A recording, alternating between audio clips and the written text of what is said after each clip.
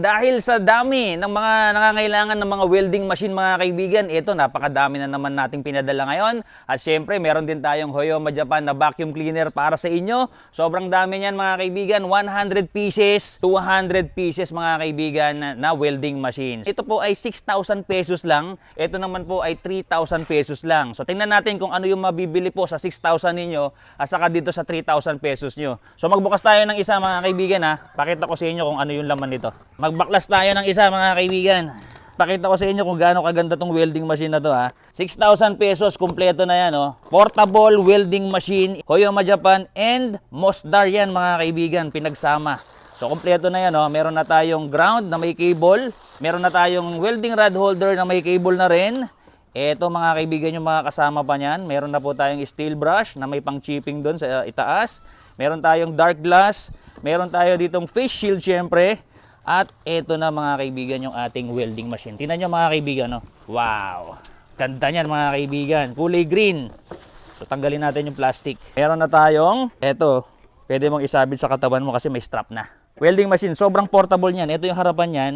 Ang kagandahan niyan, meron niyang diroscas na connector. Connection mga kaibigan para intact yung inyong welding rod holder, welding ground sa inyong welding machine. Ito naman yung likod. Meron siyang switch dito, meron ditong blower, may exhaust dito. Ito yung ilalim. So ayan, nakalagay po yung ibang mga dapat nyong malaman dyan.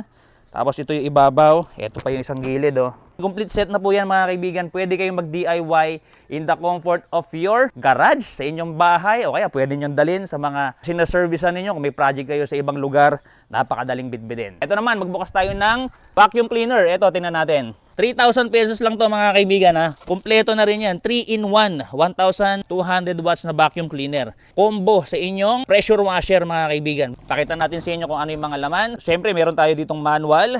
Ito po yung kanyang hose. Yan, mahaba rin yan. Meron tayong floor brush. Meron tayong, ito na po yung machine mismo.